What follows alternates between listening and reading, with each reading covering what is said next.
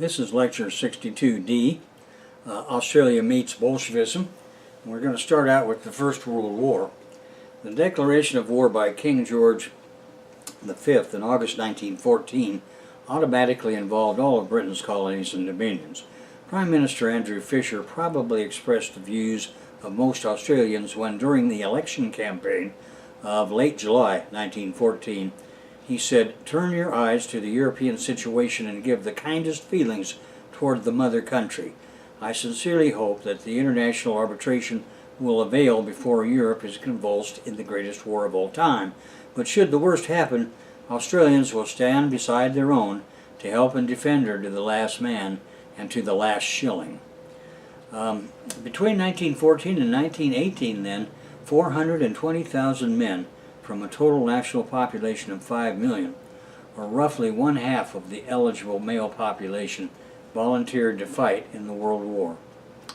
The Sydney Morning Herald referred to the outbreak of war as Australia's baptism of fire. Then 8,141 men were killed in 8 months of fighting at Gallipoli on the Turkish coast. Now, the Gallipoli campaign had been a total failure, and 8,100 Australians had died. Australia's annual holiday to remember its war dead is still held on Anzac Day, 25 April, each year.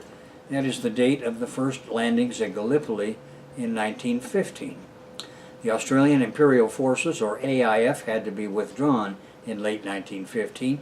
They were cleansed of anti-war soldiers and enlarged with fresh conscripts to 5 divisions. Most of this reconstituted AIF went to France.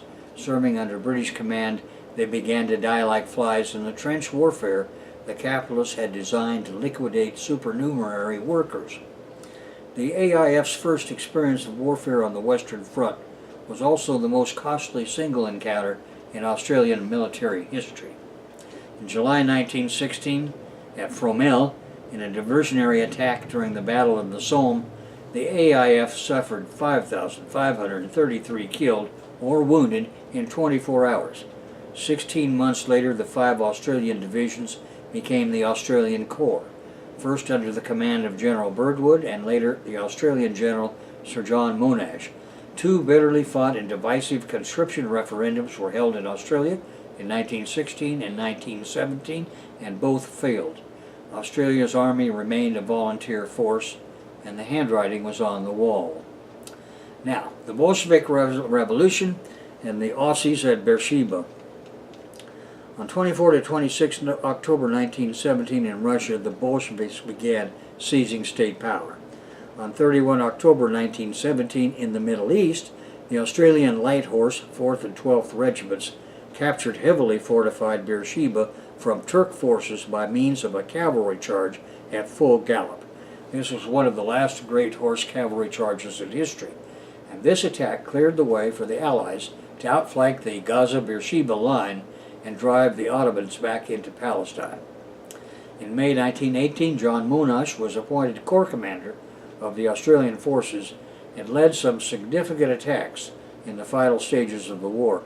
British Field Marshal Montgomery later called him the best general on the Western Front in Europe.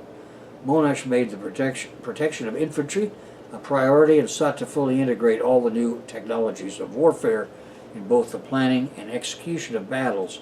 He wrote that infantry should not be sacrificed needlessly to enemy bayonets and machine guns.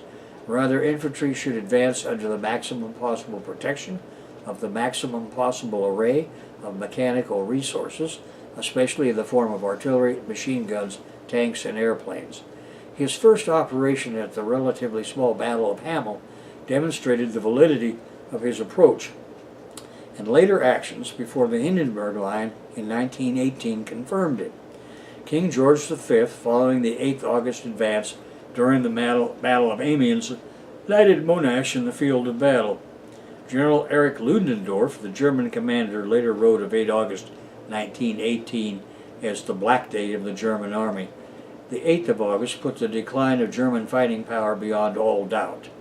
Amiens, fought between 8 and 11 August 1918, marked the beginning of the final Allied advance. Then Bolshevist revolts in the German army and German navy frightened the Kaiser so badly that he fled the country. The German war machine collapsed.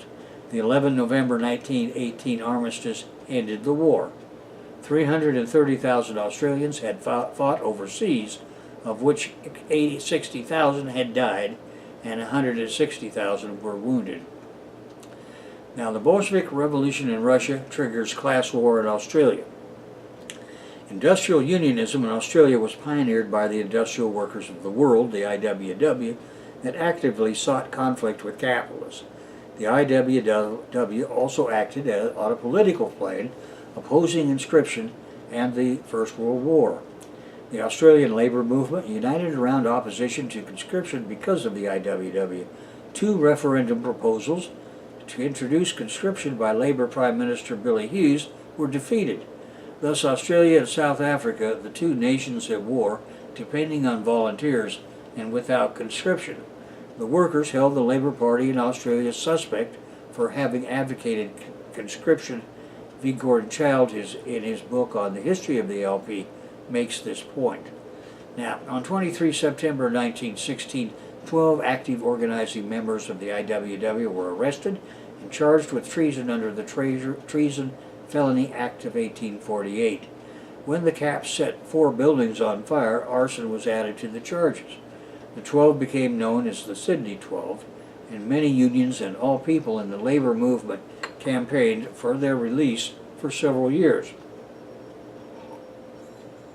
In December 1916, the Unlawful Associations Act was rushed through the federal parliament.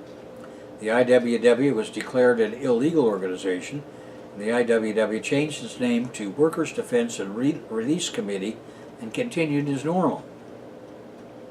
In late July 1917, as the first Bolshevik attempt to state power in Petrograd, or St. Petersburg's wartime name, was called off, the act was amended.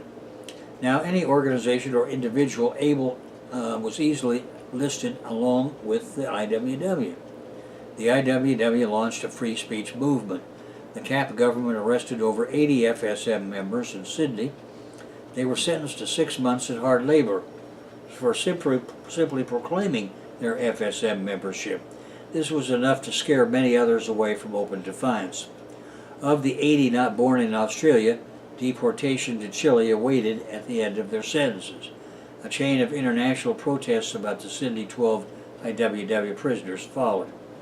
In December 1918, at the end of the First World War, there were a number of major industrial and political actions that threatened the stability of Cap rule in Australia.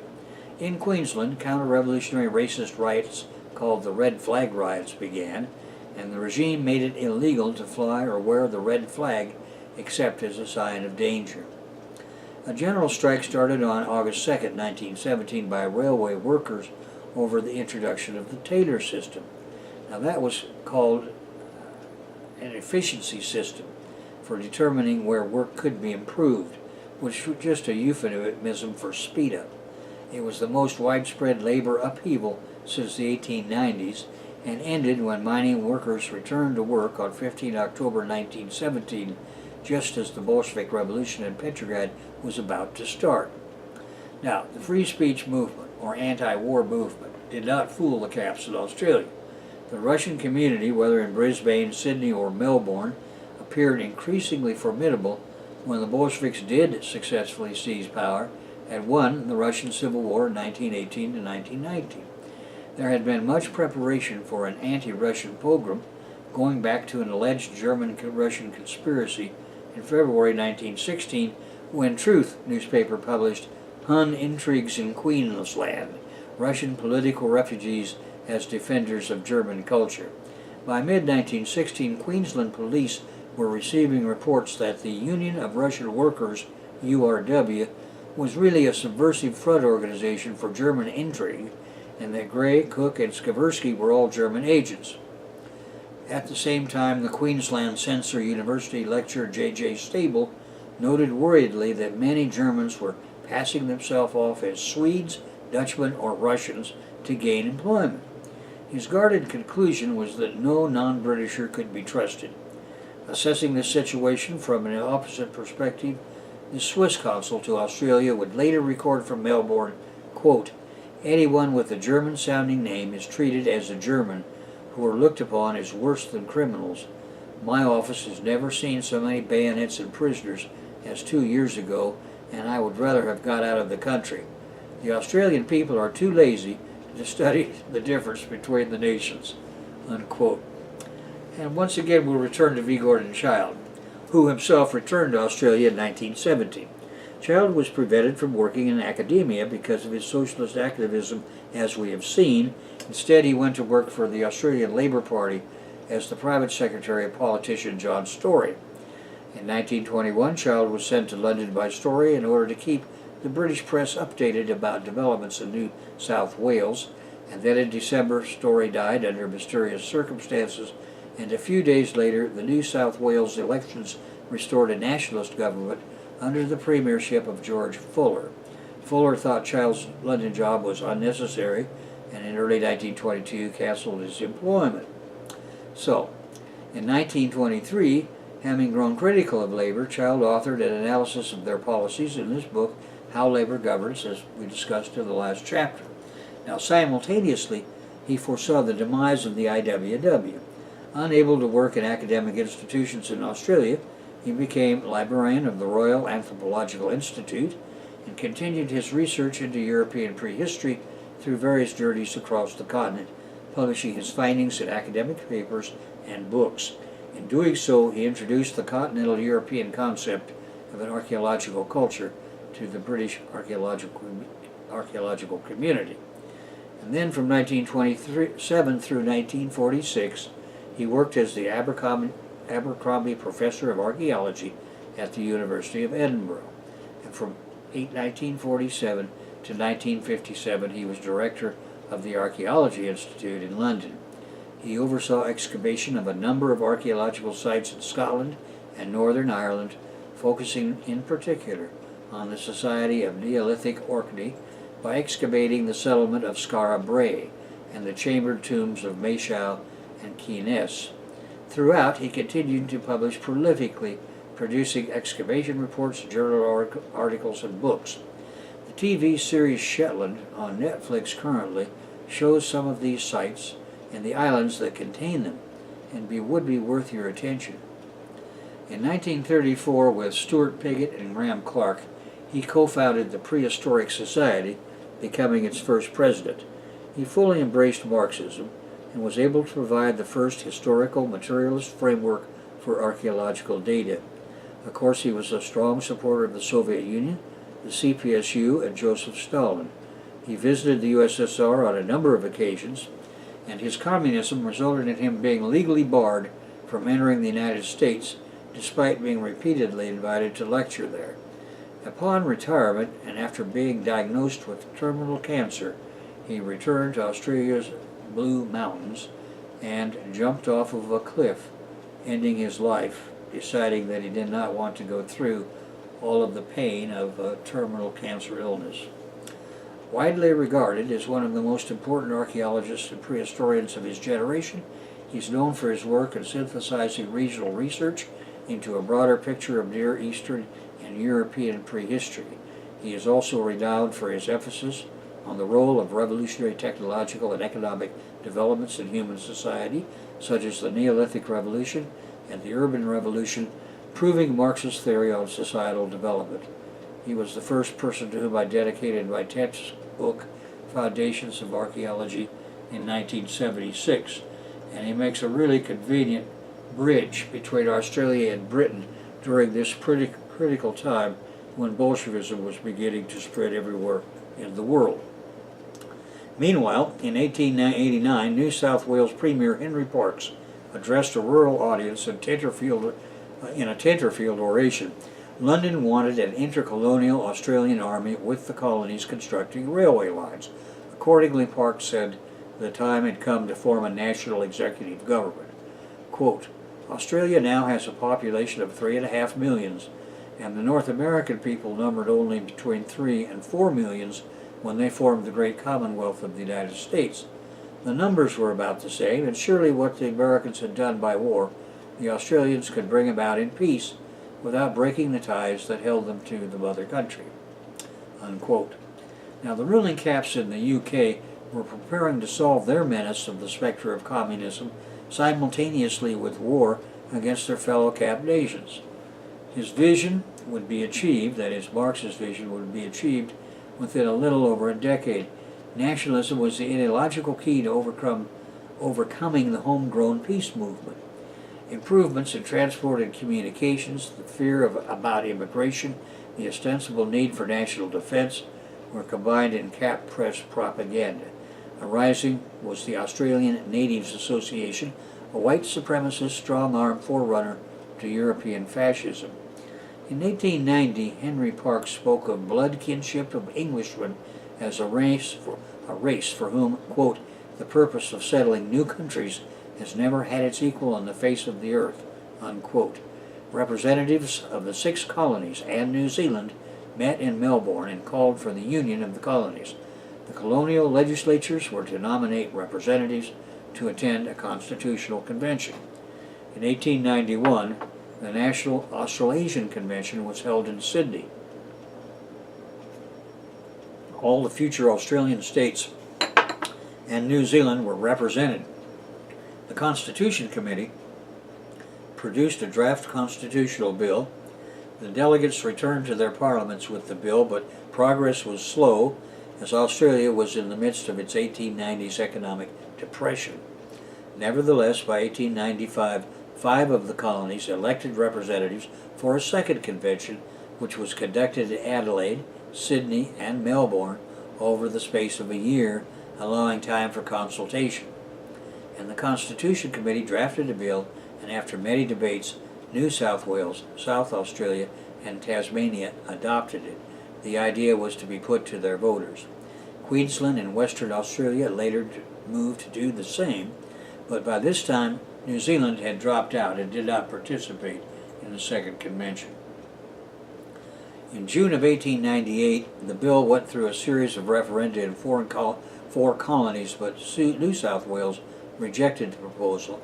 In 1899, a second referendum put an amended bill to the voters of the 4 colonies and Queensland, and the bill passed. In March 1900, delegates were dispatched to London, where approval for the bill was sought from the Imperial Parliament. The bill was put to the House of Commons and passed on 5 July 1900, and soon after was signed into law by Queen Victoria. Lord Hopton was dispatched from London, tasked with appointing an interim cabinet to oversee the foundation of the Commonwealth and conduct the first elections.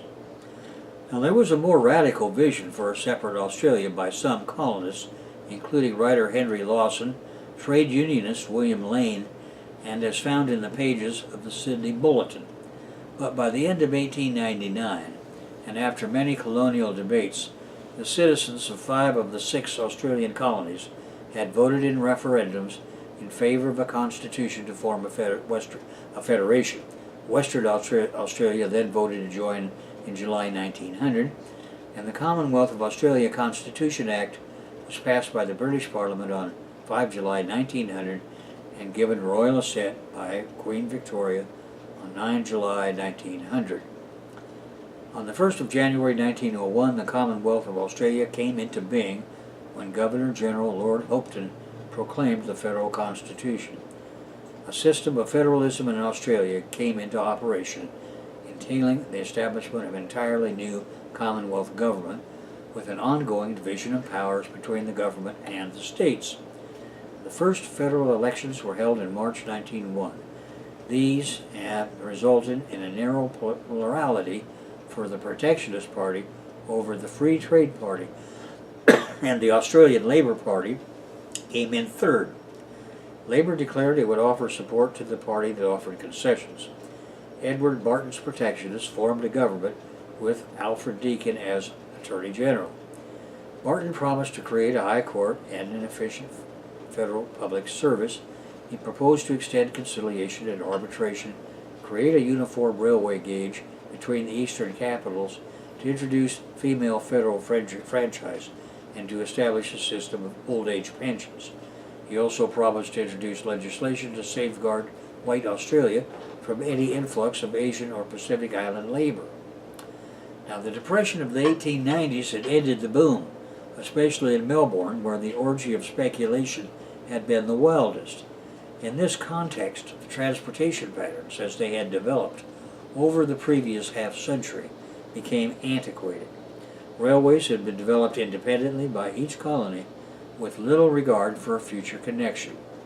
3 gauges were widely used, 2 of them practically identical in all technical respects, yet sufficiently different to be incompatible. Customs tariffs, differing rail gauges, and manipulated freight rates. This was all extreme protectionism aimed at keeping trade within colonies rather than encourage its spread across the colony's boundaries. Only coastal and river shipping had a more national outlook, since much shipping activity cut across colonial boundaries. The postal services, too, although quite different in each colony, had a certain unity of purpose, since they signed common contracts for carriage of mail to England and held a common vote in the International Postal Union. Thus, protectionism came up against the then modern idea of liberalism in economics, now called neoliberalism. The Australian Labor Party, or ALP. First of all, the Labor Party dropped the spelling LABOUR in 1912, and that had been established in the 1890s after the failure of the maritime and shearers' strikes. The ALP's strength was in the Australian trade union movement, and that grew from a member of just under 100,000 in 1901 to more than 500,000 in 1914 on the eve of the First World War. The platform of the ALP was right-wing democratic socialist of the Bolshevik variety. In the national sphere, Labour had taken the protectionists as far in the direction of progressive legislation as possible. In New South Wales, Frank MacDonald dominated the agitation for regulated hours in shops, and this was achieved with the passage of the Factories and Shops Act of 1900. He also secured the extension of the grammar school scholarship system. In Western Australia, Forrest introduced a conciliation and arbitration bill in 1900 that brought trade unions into the state's social fabric for the first time. Western Australian Labor scored another victory with the passage of legislation that extended workers' compensation. In New South Wales, under the premierships of Story and Dooley, there was the establishment of the Rural Bank and the elimination of high school fees. The Labour Party's rising support in elections, together with its formation of a federal government in 1904 under Chris Watson, again in 1908, helped to unify competing conservative free market and liberal anti-socialists into the Commonwealth Liberal Party in 1909. Although this party dissolved in 1916, a successor to its version of liberalism in Australia was the Liberal Party that united conservatives in opposition to socialism. To represent rural interests, the Country Party, which is today's National Party, was founded in 1913 in Western Australia and nationally in 1920 from many state farmers' parties. Now, the Immigration Restriction Act of 1901 was one of the first laws passed by the new Australian government. This centerpiece of the White Australia policy restricted immigration from Asia, especially China. It found strong support in the National Parliament, arguments ranging from economic protection to simple racism. English version was standardized and became known as the Stewart Test after the federal MP Stuart Parnaby, who originally penned its literacy exam. The Labour Party took a typical second international opportunist position and wanted to protect white jobs. MP Bruce Smith said he had no desire to see low-class Indians, Chinamen, or Japanese swarming into the country, unquote. Most of the small European population of Australia supported the legislation, fearful of being overwhelmed by an influx of non-British migrants from the vastly different cultures of the highly populated empires to Australia's north. The law passed both houses of Parliament and remained a central feature of Australia's immigration laws until ostensibly abandoned in the 1950s. But in the 1930s, the Leone government unsuccessfully attempted to exclude Egon Erwin Kisch, a German Czechoslovakian communist author, from entering Australia by means of a dictation test in Scottish Gaelic. However, the High Court of Australia ruled that Scottish Gaelic was not a European language within the meaning of the Immigration Act. Now, Australia's armed forces. Before 1901, units of soldiers from all 6 Australian colonies had been active as part of the British forces in the Boer War. When the British government asked for more troops from Australia in early 1902, the Australian government obliged with a national contingent. Some 16,500 men had volunteered for service in South Africa by Boer War's end in June 1902. But Australians soon felt vulnerable closer to home. The Anglo-Japanese alliance of 1902 allowed the Royal Navy to withdraw its capital ships from the Pacific by 1907, and Australians saw themselves in time of war a lonely, sparsely populated outpost. In 1908, there was an impressive visit of the Great White Fleet of the U.S. Navy. The government suddenly realized the value of an Australian Navy. In 1909, the Defence Act reinforced the importance of Australian defence. In February 1910, Lord Kitchener provided further advice on defence based on conscription. By 1913, the battleship Australia led the Royal Australian Navy. On this eve of the First World War, Australia had 200,000 men under arms. Working and living conditions for Australia's working classes in the early 1900s were bad. Labor agitated for a law that made all wage earners in one industry enjoy the same conditions of employment and wages. Enjoy the same exploitation? Labor should have been demanding decent hours, wages, and working conditions, and eventually public ownership of the factories. In 1907, the Harvester Judgment recognized the minimum wage, and in 1908, the federal government launched an old age pension scheme. Consequently, the new Commonwealth gained recognition as a laboratory for social experimentation and positive liberalism. And then there was the utopianism.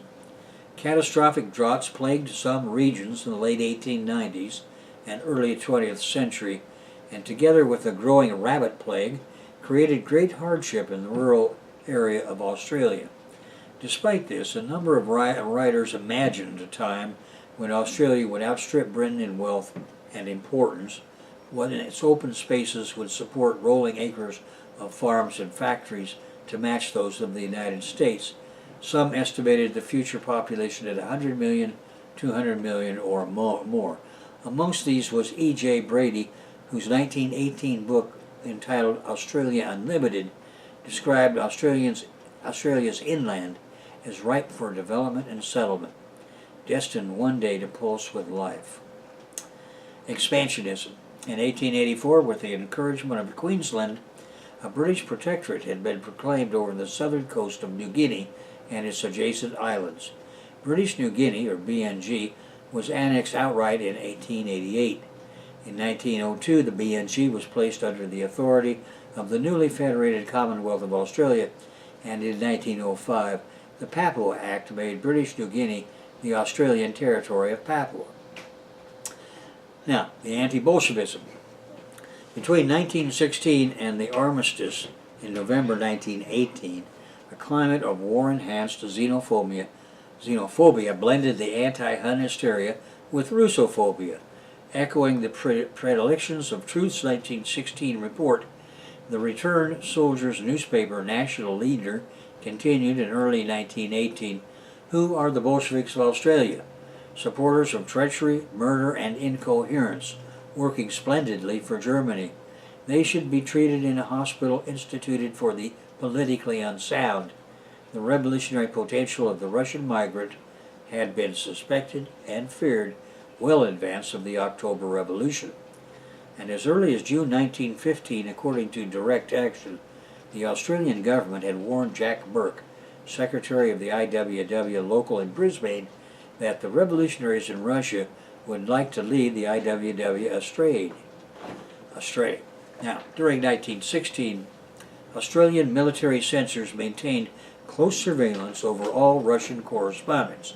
They intercepted hundreds of mailed items, including postcards, letters, pamphlets, and books from Russians in the United States, Brazil, France, Switzerland, Japan, China, and Manchuria. Radical newspapers such as Novi Mir, Golostruda, and The Free World from New York, Solidarność from Chicago, Russian Life from Detroit, Prasia from Brazil, Avant and Bibliothèque Russa from Geneva, as well as the Social Democrat from Bern, were seized and confiscated. Following complaints from Debaza about its vile and disloyalist tone, the URW's own newspaper Izvestia was suppressed by the Minister for Defense in late February 1916, only to be superseded rapidly by a new production entitled Robochaya Zin, or Worker's Life. Even so, Russian radical mobilization developed swiftly from 1916, especially in North Queensland, where links were forged with the expanding IWW organization. Early that year, the Russian labor group of Cairns became a Russian IWW local. By November 1916, Alexander Petrov, a dismissed railway worker, was reporting the IWW progressing well among Russians at Innisfail. At Townsville, Max Baranov and A.B. Radchance were involved with a Russian workers' group in direct contact with the Sydney IWW local. IWW and Russian anti-war organizations were all under police and intelligence surveillance. In 1917, as the Russian February Revolution succeeded against the Tsar, attempts to outlaw the IWW in Australia escalated. Police reports from the Townsville district reported substantial numbers of young Russian meat and sugar workers attending open-air IWW meetings. These prompted the new Commissioner of Police, Frederick Charles Urquhart, to issue his first request that action be taken to decrease the influx of an undesirable class of Russians into this state. The Commonwealth government should be encouraged to deal with this matter under the Aliens Immigration Restriction Act. The Chief Undersecretary responded, alluding to legislation conventionally used since 1901 to bar non-whites from entering Australia. This was not just a reaction to external Russian events. Initially, it rose from the Australia-wide anti-conscription struggle and the 1917 New South Wales general strike. The Caps had always been afraid of syndicalist uprisings. The Bolshevik October Revolution provided a new virulent antagonism. The Lone Hand, in December 1917, compared Australians with the ignorant and selfish Bolsheviks of Russia after military conscription was again rejected, and the Rockhampton Morning Bulletin blamed dramatic declines in voluntary enlistment upon Russian anarchists. More violent anti-Russian hostility followed. At Halifax, North Queensland, in mid-December 1917, when police in a lockup cell beat and broke the arm of a Russian interpreter, this kicked off a protest meeting of 32 local Russians led by Captain Zizenko. In January 1918, Peter Simonoff commented from Brisbane, "Lately in North Queensland, a good few cases have occurred in which Russians have been somewhat specially treated with enmity because whenever arrested, Russians are punished heavily."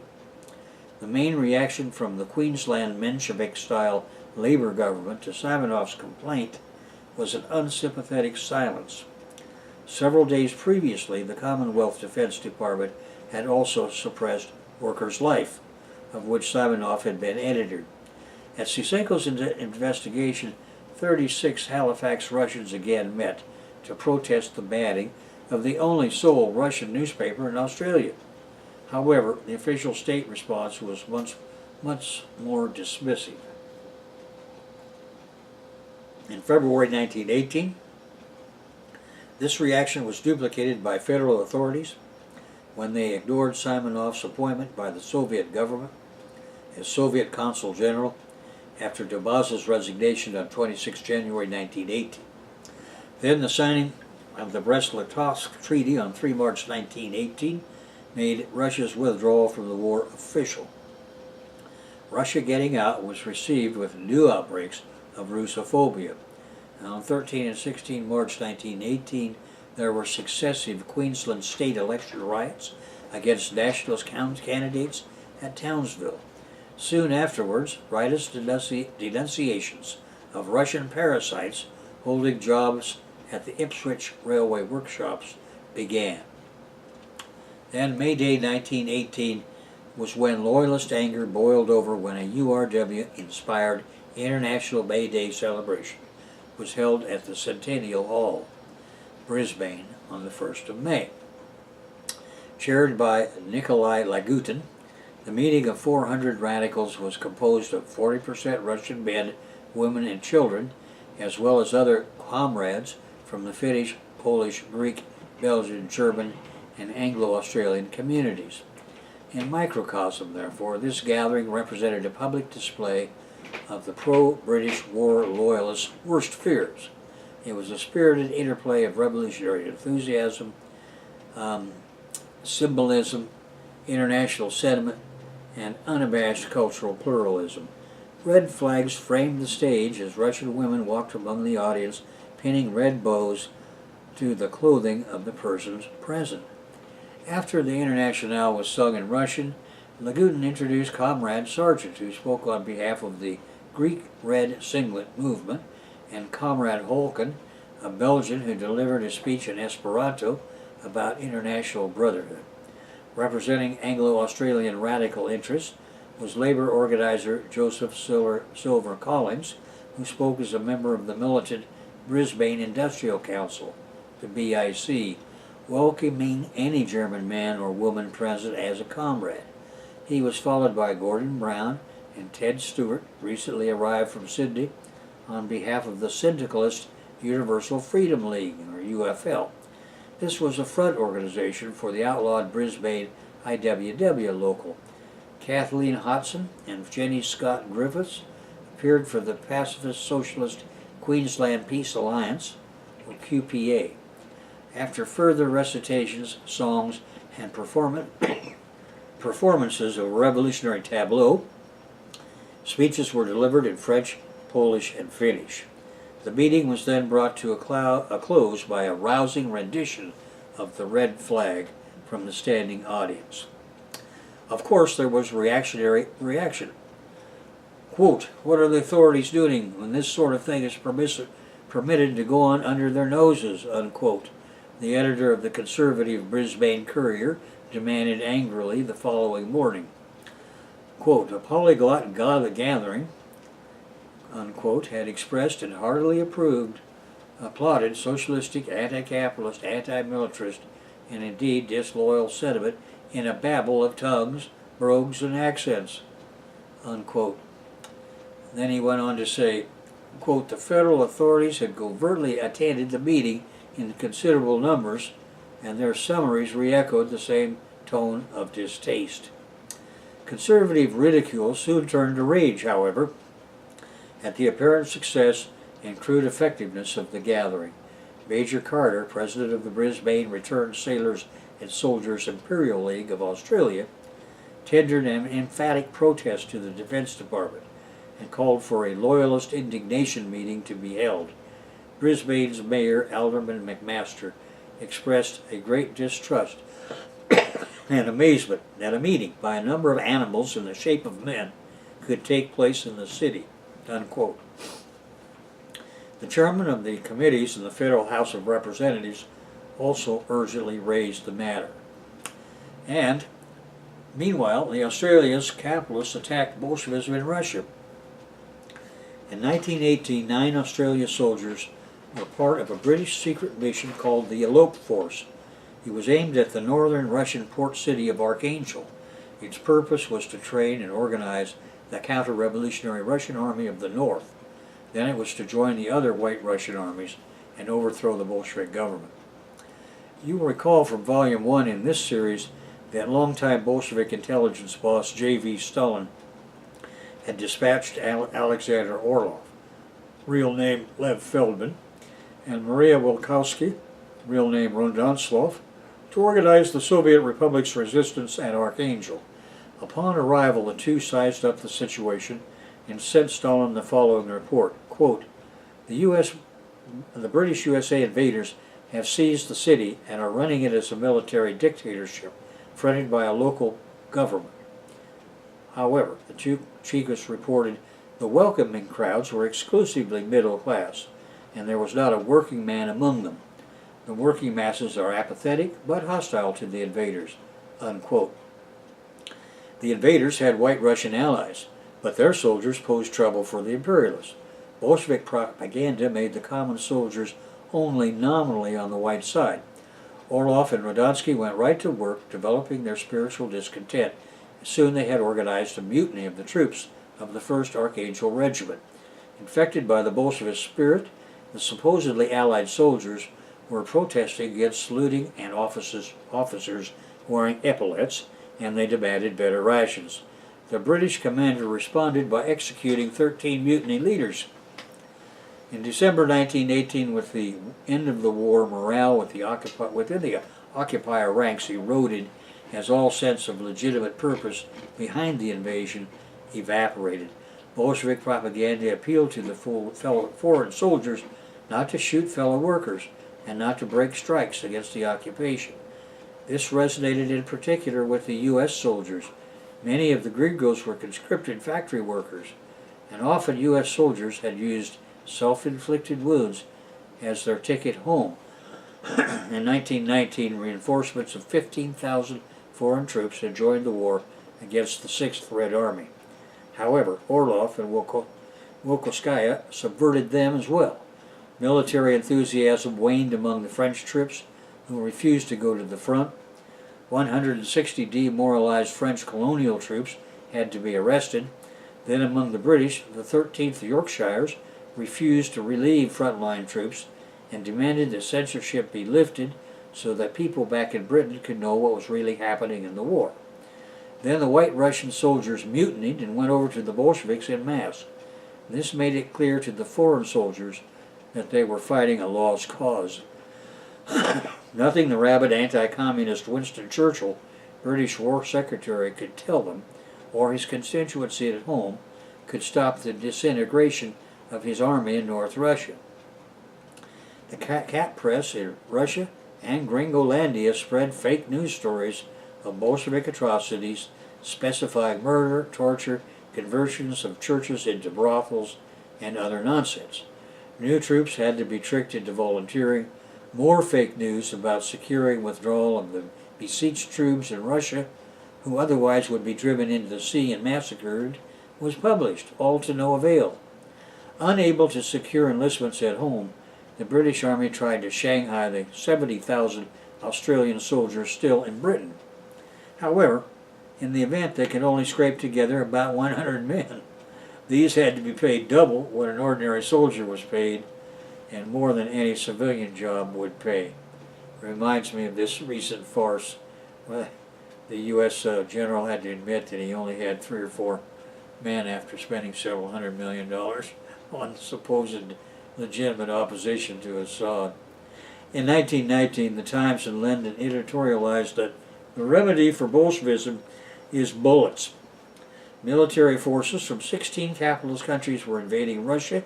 Among the invaders were about 150 Australian soldiers. Now, the Russian Communist Party organized resistance to the invaders and simultaneously organized the Third, or Communist International, at its first Congress in February and March that year. Nevertheless, the UK Relief Force was finally launched, and there was a renewed offensive into the heart of Archangel Province in support of the Russian counter-revolutionary White Armies. Bombs, bullets, bayonets, and Churchill's favorite weapon, poison gas, was used against Bolsheviks, Red Army soldiers, Russian mutineers, and prisoners of war. Meanwhile, domestic anti-war opposition in Britain, organized by British communists, greatly assisted the defeat of the UK force. The Union movement, led by Reds and joined by the right-wing trade unionists as well, refused to load ships bound for Russia, and Royal Navy crews refused to sail. By September 1920, the Red Army defeated all the counter-revolutionary whites and the imperialist armies.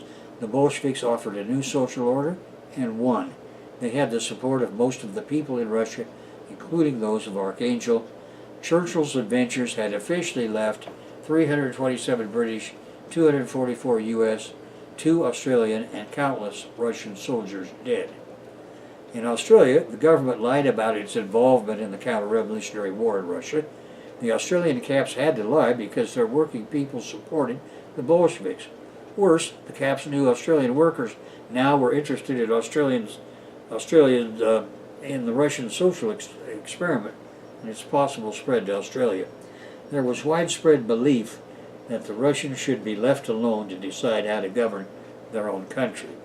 Sergeant John Kelly of the Elope Force put it this way, quote, "None of us had any heart for the Russian campaign. We had no right to be there. Had I known beforehand what the aim and nature of the mission was, I, for one, would never have volunteered for the job," unquote. So now we come to the Communist Party of Australia. In October 1920, the Communist Party of Australia was founded in Sydney, answering the call of Vladimir Lenin in his 1919 founding of the Third International, or Comintern, in Moscow. Responding were Australian socialists inspired by the Russian Revolution. Among the party's founders were a prominent Sydney trade unionist Jock Garden, Adela Pankhurst, daughter of the British suffragette Emmeline Pankhurst, Tom Walsh, and most of the illegal Austrian section of the Industrial Workers of the World. The outright revisionist traders of the Second International Australian Labour Party soon left the CPA or were expelled when Lenin's 21 points became known. And the IWW anarcho-syndicalists also left or were expelled, as another of Lenin's 21 points specifically denounced their doctrine that occupation of factories could happen before any confrontation with the cap state. The 21 points made it clear that any and every teaching that working classes could build socialism by occupying factories alone was anathema. First, the bourgeois state apparatus had to be confronted and destroyed in armed struggle before socialism could be built. In 1925, Jock Garden was expelled or left the CPA in New South Wales and went back to the ALP, Australian Labour Party, for which he had originally come. And this split between revolutionaries and revisionists was exactly what the Leninists wanted to happen everywhere. And meanwhile, there were 2 flows of Australians back from Russia to their homeland, and Comintern agents came with them. One stream of Russians had come from the UK-USA Anzac invasion.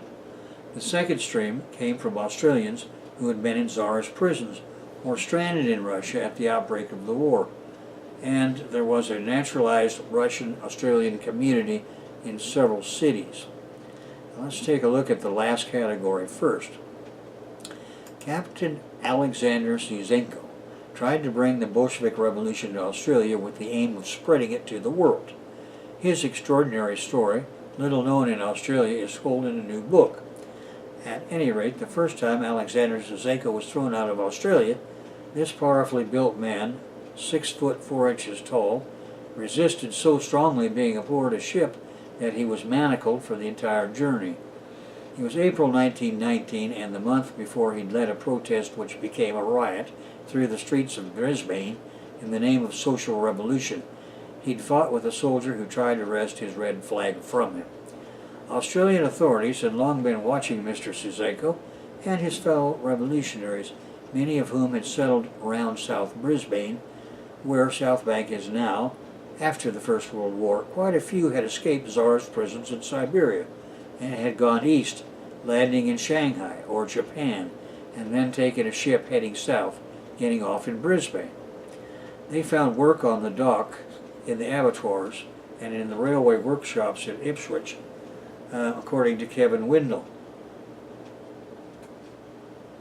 who is from the Australian National University School of Language Studies, and who has researched Mr. Ziusenko for many years. And he published his take on the Ziusenko affair in a book now available called Undesirable: Captain Ziusenko and the Workers of Australia and the World. Anyway, Ziusenko's idea was that once the revolution took off in Brisbane, it would quickly spread over the rest of Queensland and then throughout Australia.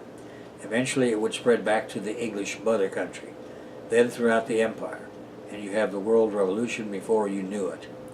In the archives of the Communist International in Moscow are the papers of the Ipswich branch of the Union of Russian Workers.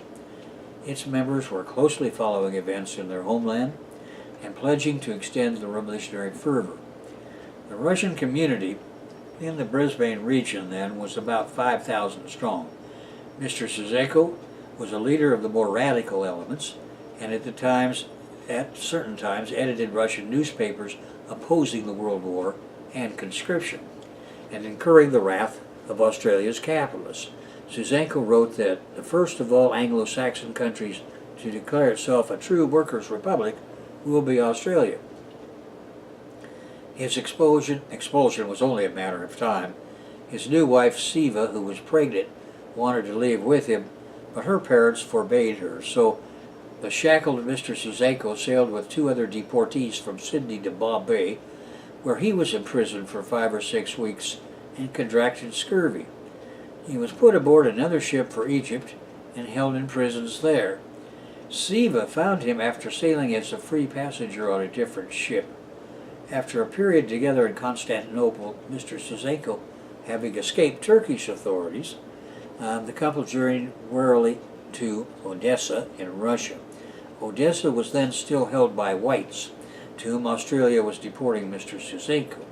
He gambled that there would be sufficient turmoil and confusion in Odessa for him to assume a false name and nobody would know who he was, and that worked. Siva gave birth to their daughter just before the Reds reinvaded Odessa. Mr. Suzeko was able to declare his true identity to them. Soon afterwards, in Moscow at the Second Congress of the Communist International, he met Lenin himself. He became a secret agent for the Comintern. Mr. Suzeko had told the Comintern intelligence boss, Joseph Stalin, that Australia was, quote, the Achilles heel of British imperialism, unquote. Stalin gave Suzeko his specific brief, and that was to get the divided Australian Communist Party working together as an effective revolutionary unit. Sailing via Norway to Liverpool, he was put in touch there with communist luminaries Sylvia Pankhurst, George Lansbury, and Bessie Braddock. Bessie, later the Member of Parliament for Liverpool, was then 20-year-old Elizabeth Bamber. She and her fiancé Jack Braddock took it upon themselves to look after Mr. Suzeko and help him to find a ship to Australia. Over the next 2 years, he sailed the globe, spreading the revolutionary word in Vancouver, New York, and Auckland before docking in Melbourne. He didn't outfox the Australian authorities, who knew him quite well and instantly saw through his disguise. So he was deported once again, this time landing in Brixton Prison. Having trained initially as a seaman, the next chapter of his life was spent captaining a ship that plied between Leningrad and London. That ship took some of Europe's leading intellectuals and activists to see the great Soviet experiment.